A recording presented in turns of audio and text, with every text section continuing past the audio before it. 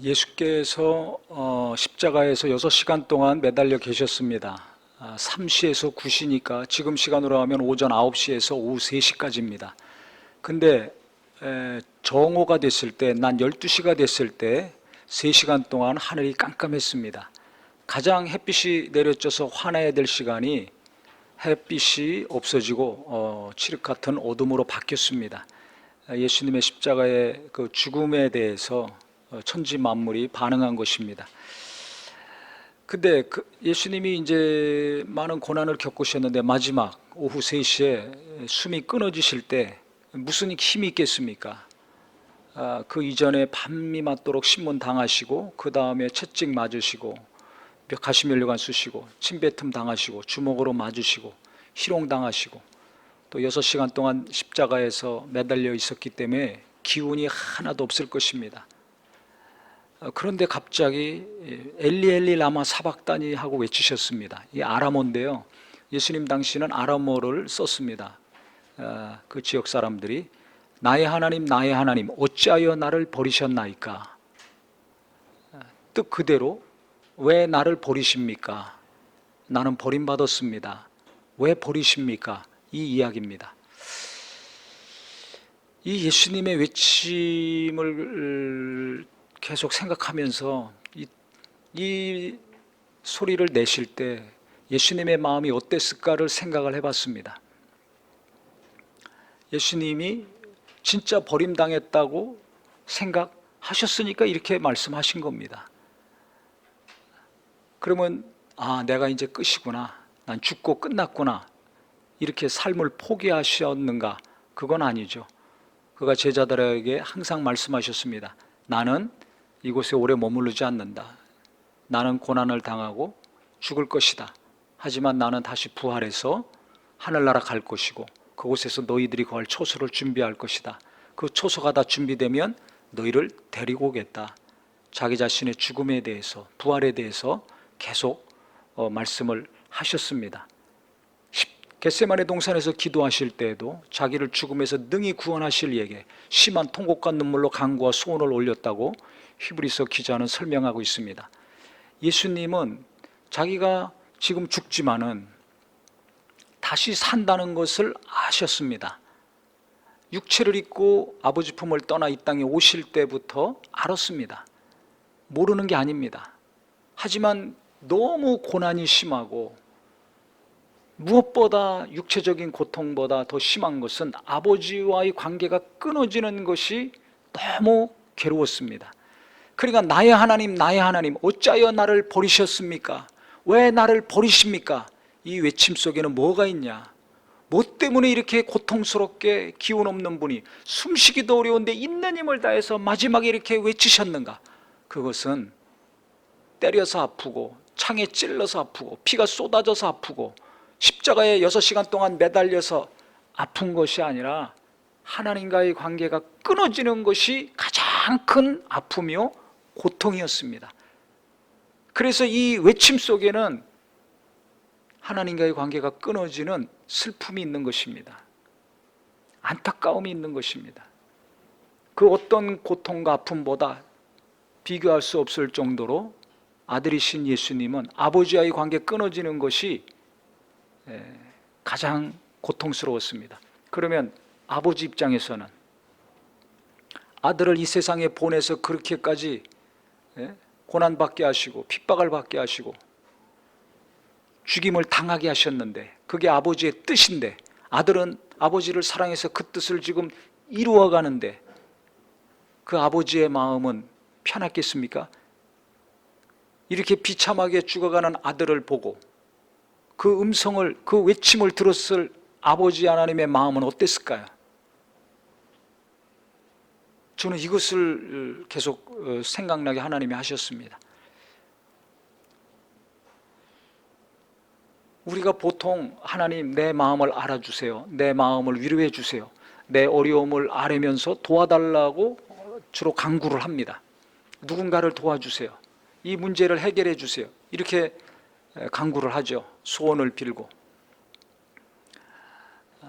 그래서 우리는 그것이 이루어지지 않았을 때 많은 실망을 하고 힘들어합니다. 내가 열심히 했는데, 하나님 일 열심히 했는데 왜 안 해줘? 왜 하나님은 날 안 도와주시지?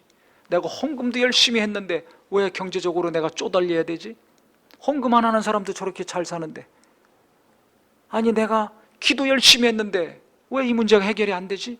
아니 기도 안 하는 사람도 저렇게 멀쩡하게 행복하게 사는데 이게 도대체 뭔가? 하나님 어떻게 된 겁니까? 왜 내 기도 안 들어줍니까? 왜 내가 헌금도 하고 11조도 하고 감사도 하고 구제도 했는데 왜 이런 경제적인 어려움이 있습니까? 아니 낫게 해달라고 기도했는데 왜 병은 안 낫습니까? 더 아픕니까? 이것이 계속 지속되면 어떻게 됩니까? 하나님이 날 버렸나 보다, 이런 마음이 듭니다. 그게 이상한 게 아니에요. 지금 예수님도 어찌하여 날 버리셨나이까 하지 않습니까? 그렇게 믿음이 좋고 하나님 마음에 합해서 왕으로까지 세워주신 다윗도 그가 고난에 처했을 때 뭐라고 했는가? 시편 22편에 보면 1절부터 내 하나님이여 내 하나님이여 어찌 나를 버리셨나이까? 이 예수님이 외치신 것과 똑같습니다. 어찌 나를 멀리하여 돕지 아니하시오며 내 신음소리를 듣지 아니하시나이까? 내 하나님이여 내가 낮에도 부르짖고 밤에도 잠잠하지 아니하오나 응답하지 아니하시나이다. 밤낮으로 기도하는데 응답이 없어요. 너무 아프고 너무 원수들이 나를 죽이려고 해가지고 숨쉬기도 어려운데 어느 정도로 힘들었냐? 14절부터 보니까 나는 물같이 쏟아졌으며 내 모든 뼈는 어그러졌으며 내 마음은 밀랍 같아서 내 속에서 녹았으며 내 힘이 말라 질그릇 조각 같고 내 혀가 입천장에 붙었나이다. 주께서 또 나를 죽음의 진토 속에 두셨나이다. 우리가 마음이 너무 힘들면 마음이 녹는다 그러죠. 몸이 너무 아프면 뼈가 녹는다고 합니다. 지금 다윗이 이 정도로 아픈 거예요. 실제 아프고 또 원수들은 자기를 죽이려고 계속 달려들고 있습니다. 조롱하고 있습니다. 나의 하나님 나의 하나님 어찌하여 나를 버리셨나이까? 그렇게 믿음이 좋았던 다윗, 어려서부터 하나님을 의지했던 다윗도 왜 나를 버리십니까? 왜 내 기도에 응답을 안 해주십니까? 이렇게 지금 하나님께 외치고 있는 겁니다. 우리가 믿음이 없어졌을 때, 믿음이 바닥까지 다다를 때 있죠? 예수님도 그런 마음이 있었어요. 잠시 잠깐. 다윗도 지금 이렇게 이야기하고 있습니다. 개들이 나를 애워쌌으며 악한 무리가 나를 둘러 내 수족을 찔렀나이다. 내 겉옷을 나누며 속옷을 제비 뽑나이다. 여호와여 멀리하지 마옵소서. 나의 힘이시여 속히 나를 도우소서. 예수님이 고난받으셨을 때 그 내용과 똑같습니다. 거의 예언과도 같은 말씀입니다. 그런데 다윗이 여기서 끝난 것이 아닙니다. 아, 하나님이 나를 버렸구나. 그래서 포기한 것이 아니라 그 다음에는 내가 주의 이름을 형제에게 선포하고 회중 가운데서 주를 찬송하리이다. 여호와를 두려워하는 너희여 그를 찬송할지어다. 야곱의 모든 자손이여 그에게 영광을 돌릴지어다. 너희 이스라엘 모든 자손이여 그를 경외할지어다. 그는 공고한 자의 공고를 멸시하거나 싫어하지 아니하시며 그의 얼굴을 그에게 숨기지 아니하시고 그가 울부짖을 때 들으셨도다. 하나님이 기도를 지금까지 들어주셨고 지금 응답은 없지만 얼마가 지날지 모르지만 하나님은 반드시 또 내 기도를 들어주시고 우리의 기도를 들어주실 것이다. 그래서 하나님을 찬양하자. 그분의 이름을 높이자. 믿음이 있는 겁니까 없는 겁니까? 있는 거죠. 그러니까 두 가지 마음이 있는 거예요. 한쪽에서는 내 삶이 지금 너무 힘들고 몸도 너무 아프고 나를 죽이려고 수많은 사람들이 계속 끊임없이 공격을 하니까 왜 나를 안 도와주십니까? 이거 어떻게 된 겁니까 하나님? 나를 왜 버리셨습니까? 이 마음이 있는 반면에 한쪽에서는 지금 내 상황은 이렇게 힘들지만 하나님은 반드시 내 기도를 들으시고 응답을 주실 것이다. 이 위경에서 나를 건져 주실 것이다. 지금까지 우리 조상을 도와주신 하나님이 나를 도와주시고 우리를 도우실 것이다. 그래서 하나님을 찬양하자. 하나님을 높이자. 이 마음이 또 있는 것입니다. 예수님이 어찌하여 나를 버리셨나이까 외치셨지만 그 다음에 또 한 번 외치셨어요. 그리고 영원히 떠나가시니라. 육체의 숨이 끊어졌습니다. 두 번째는 뭐라고 외치셨는지 모르지만 제가 추측컨대는 동일하게 나의 하나님, 나의 하나님, 어찌하여 나를 버리셨습니까? 라고 했을 것 같아요. 영원전부터 성부, 성자, 성령은 사랑으로 하나 된 관계였습니다. 그 관계가 지금 깨지는 것입니다. 단절되는 겁니다. 이것이 아들의 입장에서는 너무 고통스럽고 아버지도 얼마나 마음이 아프셨을까. 내 마음이 괴롭고 내 마음이 아프고 내 마음이 슬픈 것만 우리는 생각하는데 예수님의 마음이 어땠을까? 아버지 하나님의 마음이 어땠을까는 생각해 보셨나요? 저도 그걸 생각 안 했었어요. 나를 사랑하셔, 체험이 있고 받은 은혜가 있으니까 사랑하신다는 걸 알지만 어느 정도로 사랑하셨는가? 금식 기도하며 말씀을 통해서 성령님이 깊이 깨닫게 하신 또 체험도 있지만은 요즘에 와서 하나님이 깨닫게 하시는 사랑은 그 이상이에요. 도무지 계산이 안 되는, 상상할 수 없는 어떤 충격과 감각을 초월해서 도무지 계산하고 헤아릴 수 없는 큰 사랑이라는 것을 하나님이 계속해서 알려주십니다. 나의 하나님, 나의 하나님, 어찌하여 나를 버리셨나이까? 아들을 버리시기까지 하셨어요. 왜? 누구 때문에 그런 겁니까? 나 때문이잖아요. 우리 때문에 아들을, 아버지는 버리셨어야 돼요. 아들은 왜 버림 당해야 됩니까? 왜 죽음을 당해야 됩니까? 왜 그 길을 갔습니까? 뭐 때문에? 아버지만 사랑해서? 아버지 뜻만 이루기 위해서? 아니에요. 그 뜻은 무엇인데? 나를 향한 거잖아요. 그러니까 예수님이 이렇게 고통스러워하고 이렇게 숨쉬기도 어려운데 나를 왜 버리셨냐고 외칠 정도로 십자가를 짊어지신 이유는 단 한 가지입니다. 나를 그 정도로 사랑하셨기 때문입니다. 그것은 뭘 의미하냐면 내 죄가 그 정도로 크다는 거예요.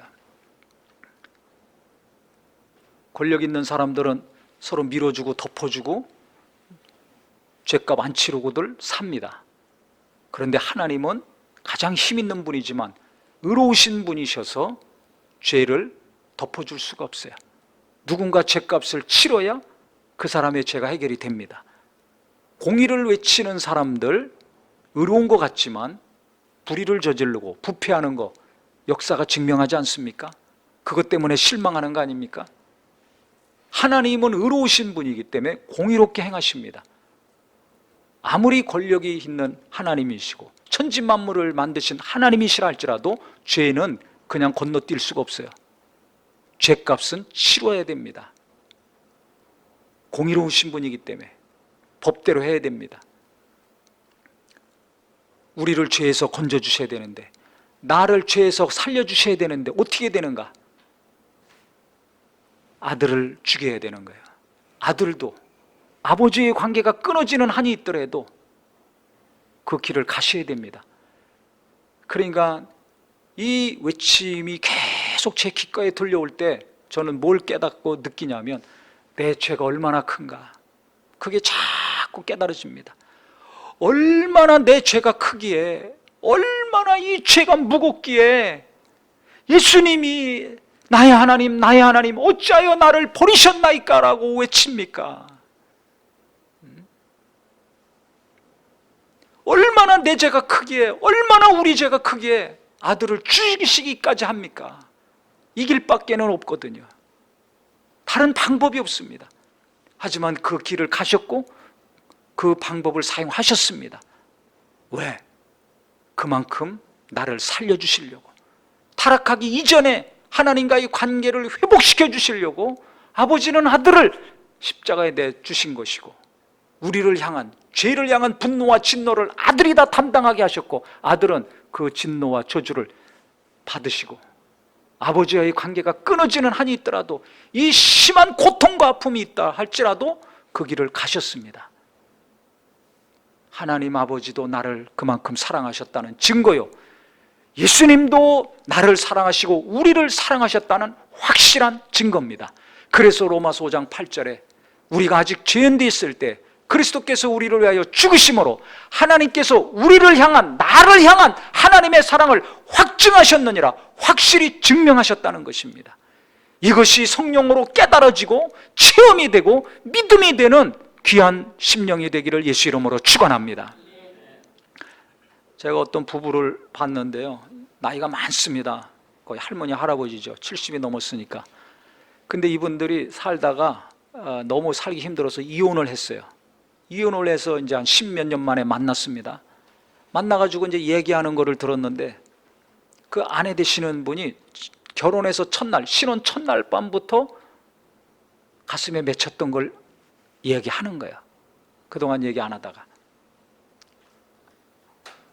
첫날 밤부터 남편이 어떻게 했는가, 그 다음에 살면서 또 어떻게 했는가, 참다 안 되니까 이제 갈라서 따로 살고 있는데, 어떻게 이제 만나서 얘기합니다.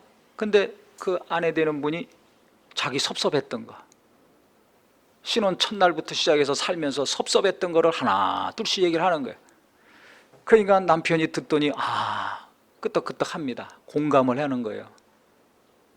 아내가 얼마나 힘들었을까 이제 알게 되는 거죠. 그래서 자기가 잘못된 것을 인정을 하고 후회를 하더라고요. 그런데 한 가지, 두 가지, 세 가지째 이제 얘기를 하려니까, 보통 여자들은 뭐 있으면은 다 말을 하지 않습니까? 말을 해야 속이 풀리고 시원해지거든요.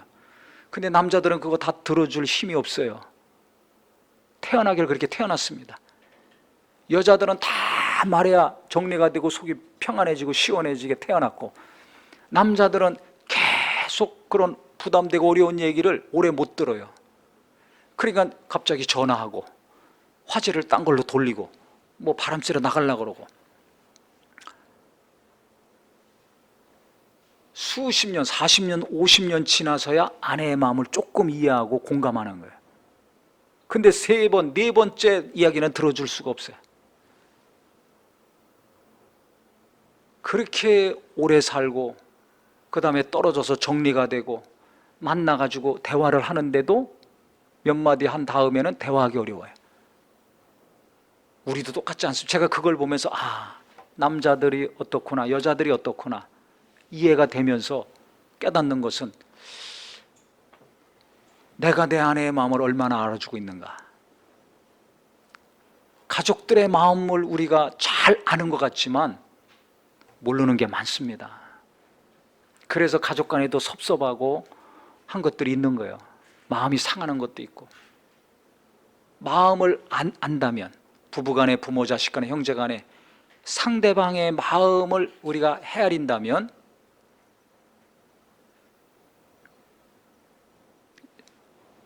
말하고 행동하는 것이 달라질 것입니다. 모르니까 나는 자식을 위해서 한다고 했는데 자식들은 시험 들고, 내가 사랑한다고 했는데 부모들은 섭섭해하고 만족이 없고, 이런 거 아닙니까? 교인들 간에도 시험 드는 일이 항상 있습니다. 왜? 마음을 모르니까 시험 드는 말과 행동이 나오는 거예요. 또 오해해가지고 시험 들기도 하죠. 왜? 상대방의 마음을 모르니까. 저 사람은 나를 사랑하는데 그걸 몰라. 그 마음을 모르니까 아무것도 아닌 거 가지고 시험 들어서 끙끙거리는 거거든요. 하물며 일평생 살고 일평생 신앙생활하는 옆에 사람들, 가족들의 마음도 잘 모르는데 하나님의 마음을 내가 얼마나 알 수 있을까? 젊어서 은혜 받아서 지금까지 수십 년 하나님의 일을 하고 기도하고 설교하고 말씀 보고 하는 것만 집중적으로 한 사람인데도 불구하고 내가 하나님의 마음을 얼마나 알 수 있는가? 예수님의 마음을 내가 얼마나 알고 있는가? 1000분의 1, 10,000분의 1밖에 모른다, 이런 생각이 들었습니다. 같이 사는 사람의 마음도 잘 모르잖아요. 근데 하나님의 마음을 우리는 잘 알고, 예수님의 마음을 우리는 잘 알고 있다고 생각하고 있지 않습니까? 모르는 거야. 그래서 나의 하나님, 나의 하나님, 어찌하여 나를 버리셨나이까? 이 예수님의 외침이 계속 제게 들려오더라고요. 제 마음에서 울리고. 그건 뭘로 들렸냐면, 네 죄가 이만큼 크다. 박정현 목사야, 네 죄가 이렇게 커. 내가 이렇게 죽고 외칠 정도로 네 죄가 그렇게 무거운 거다.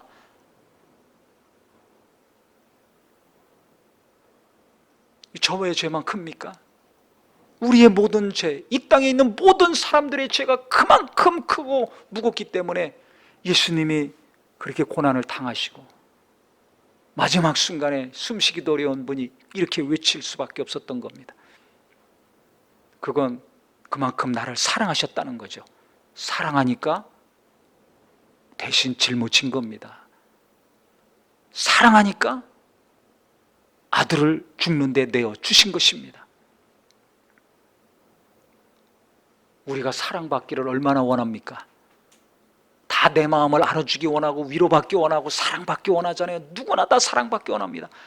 어린아이나 청소년들이나 청년이나 장년이나 노년이나 다 부모 사랑받기 원하고 자식 사랑받기 원하고 교인 사랑받기 원하고 위에 있는 사람 밑에 있는 사람 사랑 인정받기를 원합니다. 그런데 하나님의 사랑받기는 얼마나 원합니까? 복은 받기 원해요. 물질적인 평안, 뭔가 눈에 보이는 것은 하나님이 부어주시고 원하는데 진짜 하나님이 나를 사랑하신 사랑을 내가 알고 있는가? 대부분 모르는 것 같더라고요. 그러니까 마음이 채워지질 않는 거예요. 만족이 없어요. 불만족이에요. 기쁨이 없어. 그러니까 슬퍼. 만족이 없으니까 불평, 원망이 계속 나오는 거예요. 예수님의 70명의 제자들이 어느 날 가가지고 귀신 쫓고 왔습니다. 그래서 자기들도 귀신 쫓아가지고 얼마나 충격받고 놀래가지고 기뻐가지고 와서 자랑했습니다. 아, 우리도 주님처럼 예수 이름으로 귀신 쫓으니까 귀신들이 떠나가다이다. 그때 예수님이 뭐라고 말씀하셨습니까? 야, 잘했다. 칭찬하지 않았습니다. 귀신 쫓아서 너희들이 기뻐하는데 그것으로 기뻐하는 것보다 너희 이름이 어디에 기록된 것으로 기뻐해라? 하늘에 기록된 것으로 기뻐해라. 너희들이 구원받은 거, 죄가 해결된 거, 그래서 영원한 생명 얻은 것으로 말미암아 기뻐하라고 하셨어요. 죄의 무게가 얼마나 큰가, 내 죄가 얼마나 큰가를 보고 깨달을 때 우리는 내 이름이 하늘나라 생명록에 기록된 것이 가장 기쁘고 기쁜 것이 됩니다. 근데 예수님의 이 외침 속에 있는 그 고통과 아픔과 그 죄의 중함을 잘 모르니까, 그 죄의 크기, 내 죄의 크기와 무게를 모르니까 하늘나라에 기록된 내 이름, 구원받은 것에 대한 가치를 모르고 기뻐하질 않아요. 땅의 것으로 기뻐하려고 하잖아요. 구원의 기쁨은 어디로 갔습니까? 주님이 나를 사랑하신 그 사랑으로 기뻐했던 것은 어디로 갔습니까? 도리어 주님이 나 안 사랑하게 느끼고 있지 않습니까? 왜 응답이 안 와? 왜 해결이 안 돼? 왜 변화가 안 돼? 왜 회복이 안 돼? 언제까지 난 이렇게 살아야 돼? 내가 열심히 했는데, 기도했는데 어떻게 된 거야? 하나님 나 버린 겁니까? 안 버린 거예요. 주님이 내가 하나님을 원망하든지 불평하든지 하는 거 아십니다. 주님이 버림받았기 때문에, 내 죄 때문에 나를 살리시려고 하나님과의 관계가 끊어지고 버림받은 경험이 있기 때문에 내 섭섭한 마음을 아시는 거예요. 내 답답함을 아십니다. 히브리서 2장 18절에 시험을 받아 고난을 당하셨은즉 시험 받는 자들을 능히 도우실 수 있다 그랬습니다. 시험 받으시고 고난 받으시고 다 겪을 거, 우리가 이 땅에서 겪는 모든 것들 다 겪어보셨기 때문에 나를 도우신다는 겁니다. 기도했는데 응답이 안 될 때 낙심된 사람, 무엇인가 해결해달라고 하나님을 의지했는데 도리어 해결은커녕 일이 더 어려워졌을 때 그 좌절된 마음, 주님이 겪어보셔서 아신다는 거예요. 아버지와의 관계가 끊어지는 그 고통, 버림받는 고통 아시는 겁니다. 부끄럽게 생각하지 마세요. 우리가 믿음이 좋고 성령 충만할 때도 있지만, 기쁨이 넘칠 때도 있지만 믿음의 바닥이 보일 때가 있습니다. 자동차만 기름이 떨어지는 것이 아니라 내 믿음도 바닥까지 떨어질 때가 있잖아요. 육체만 기운이 빠져서 누워서 일어나지 못하는 것이 아니라 내 영혼에 하나님의 은혜도 바닥을 칠 때가 있습니다. 버림받은 것 같고 끝장난 것 같고, 하지만은 그때 다윗이 고백한 것처럼 예수님이 다시 살리신다는 것을 믿고 사흘 후에 부활하신 것처럼 나는 지금 바닥이지만, 단절된 것 같고 끊어지는 것 같지만은 반드시 하나님은 내 기도를 들어주시고 하나님은 나를 회복시켜 주시고 도우실 것이라는 믿음과 소망이 있기를 예수 이름으로 축원합니다. 왜 그런 줄 아세요? 왜 그 믿음과 소망이 필요한 줄 아세요? 하나님의 사랑은 내가 바닥을 치더라도 변화가 없기 때문에 그렇습니다. 주유소에 가면 기름이 가득 차서 자동차가 가는 것처럼 내가 하나님 앞에 가면 하나님은 또 나에게 은혜를 부어주시고 그 변치 않는 사랑을 듬뿍듬뿍 부어주셔서 내 마음이 회복이 되고 육체도 회복이 되고 정신도 회복이 되고 자녀들도 사업도 하는 모든 일들 때가 차면 하나님께서 다시 살려주시고 건져주신다는 것이 분명하시기를 예수 이름으로 축원합니다. 왜 그래요? 이 정도로 나를 사랑하셨는데 내가 좀 바닥쳤다고 하나님이 날 버리시겠습니까? 아버지가 아들을 십자가에서 죽이신 거, 그것은 우리를 살리시려고 한 거 아닙니까? 그렇게까지 나를 사랑하셨는데 그 하나님께서 나를 버리시겠냐고요. 그래서 이 로마서 8장에 보면 이런 말씀이 있습니다. 35절에 보니까 누가 정죄하리요? 35절, 누가 우리를 그리스도의 사랑에서 끊으리요? 환난이나 공고나 박해나 기근이나 적신이나 위험이나 칼이랴. 기록된 바 우리가 종일 주를 위하여 죽임을 당하게 되며 토살당할 양같이 여김을 받았나이다 함과 같으니라. 그러나 이 모든 일에 우리를 사랑하시는 이로 말미암아 우리가 넉넉히 이기느니라. 할렐루야. 우리를 사랑하시는 분, 그분이 하나님이시죠. 그 사랑하시는 분으로 말미암아 우리가 넉넉히 이긴다는 겁니다. 내가 확신하노니, 다시 반복합니다, 사망이나, 지금 죽을 것 같죠? 생명이나 천사들이나 권세자들이나 현재일이나 장래일이나 능력이나 높음이나 기쁨이나 다른 어떤 피조물이라도 우리를 우리 주 그리스도 예수 안에 있는 하나님의 사랑에서 끊을 수 없다 그랬습니다. 하나님의 사랑은 계속 변치 않고 계속 동일합니다. 어제나 오늘이나 영원토록 동일하신 것이 하나님의 사랑이요 예수님의 사랑입니다. 이게 누구를 향한 사랑입니까? 저 사람? 아니요, 나를 향한 사랑. 저 사람의 죄 때문에 예수님이 그렇게 신음하고 탄식하고 고통 가운데 죽으셨습니까? 내 죄 때문에 그렇게 죽으신 거 아닙니까? 어느 누구를 위해서 하나님이 예수님 보내신 거 아니에요. 내 죄를 위해서 나를 살리시고 구원하시려고 예수님을 보내셨고 예수님은 이 고난을 겪으셨습니다. 그러니까 저 사람만 사랑하는 게 아니에요. 그 사람만 부러워할 필요 없어요. 하나님은 지금 나를 사랑하세요. 내 믿음이 충만하든지 밑바닥이 됐든지, 지금 하는 일이 잘 되든지 안 되든지, 내가 병들어 누워있든지 건강해서 뛰어다니든지, 하나님은 나를 향한 사랑은 변함이 없습니다. 이 사랑은 어느 누구도 끊을 수 없습니다. 현재 어떤 일이 있고 앞으로 어떤 일이 벌어진다 할지라도 끊을 수가 없어요. 아무리 센 권력자가 좌지우지한다 할지라도, 내가 지금 당장 숨이 끊어진다 할지라도 하나님의 사랑은 변치 않습니다. 끊어진 게 아니라는 것입니다.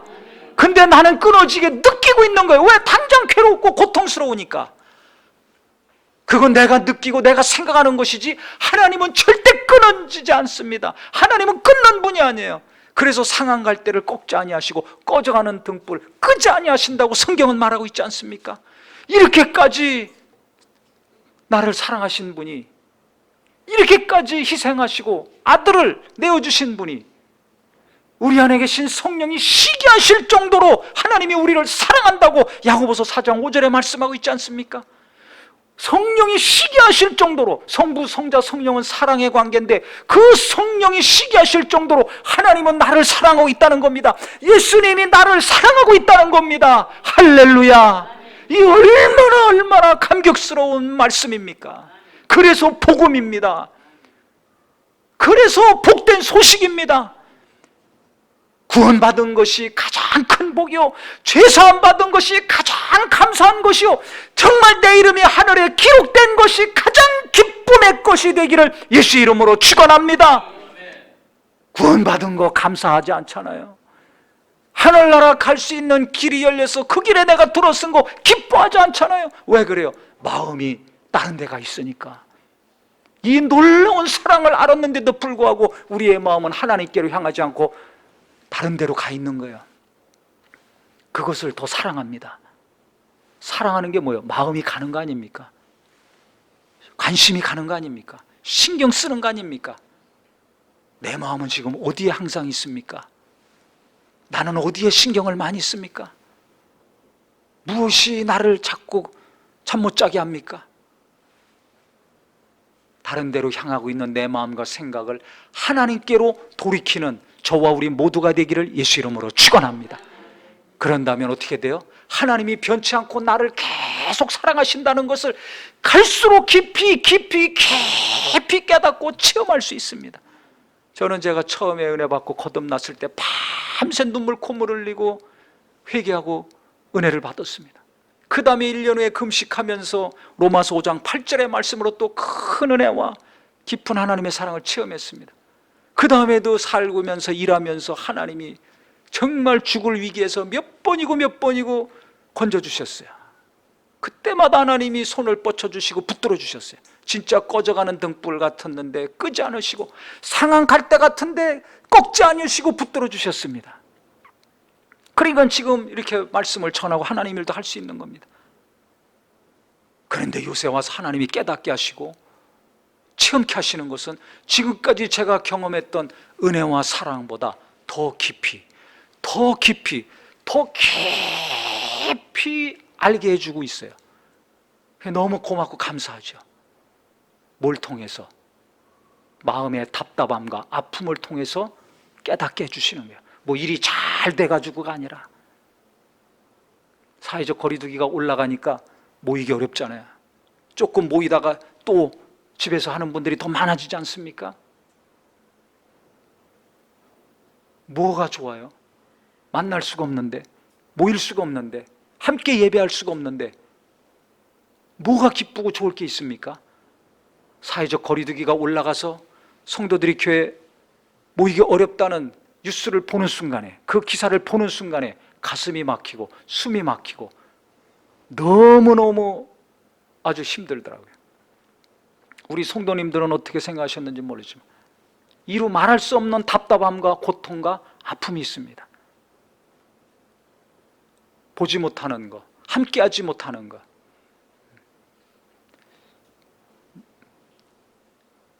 그 답답함과 고통과 아픔 속에서 하나님이 깨닫게 하시는 것은, 나도 아프고 고통스러웠는데 그것이 어느 정도 되는지 너는 알고 있느냐? 내가 왜 이렇게 했는지 너는 알고 있느냐? 같이 모이고 안 모이고를 떠나서 나는 너를 사랑하고 성도들을 사랑한다. 하나님의 사랑은 변함이 없다. 세상이 어떻게 되든지 간에 하나님은 계속해서 나를 사랑하시고 우리를 사랑하신다는 것을 계속해서 알려주시는 겁니다. 이 사랑을 어떤 것도 끊을 수 없다는 것입니다.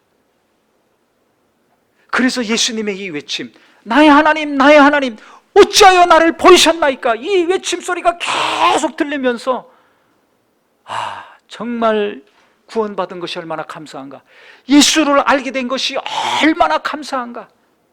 당장 모이지 못하는 것 때문에, 함께하지 못하는 것 때문에 낙심되고 답답하고 괴로워했는데 그것이 문제가 아니라 하나님이 크신 사랑으로 함께하고 있다는 것. 언제 무슨 상황이든지 어떤 상황이든지 현대든지 앞으로든지 항상 하나님은 계속해서 사랑하고 있다는 것을 하나님이 깨닫게 하셨을 때 제가 너무나 큰 은혜를 받았습니다.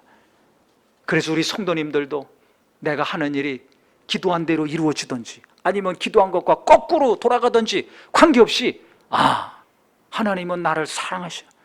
하나님의 사랑은 변함이 없어. 어떤 것도 이 사랑을 끊을 수가 없어. 그렇기 때문에 내가 조금만 더 견디고 버틴다면, 계속해서 믿음을 포기하지 않고 예배를 포기하지 않고 기도를 포기하지 않고 하나님을 의지한다면 때가 참에 하나님은 나를 살리시고 회복시켜 주시고 건져 주실 것이라는 소망이 있기를 예수 이름으로 축원합니다. 우리가 이 믿음과 소망을 가질 수 있는 근거는 하나님의 사랑은 변하지 않기 때문에 그렇습니다. 그 사랑은 어떤 사랑보다 완벽하고 가장 크고 가장 뜨겁기 때문에 그렇습니다. 이 하나님의 간절한 사랑이 우리에게 조금이라도 체험이 되고 조금이라도 더 많이 이루어져서 이 숨막히는 시대에 편안하게 숨쉬고 살 수 있는 우리 모든 성도가 되기를 예수님의 이름으로 축원하겠습니다. 기도하겠습니다.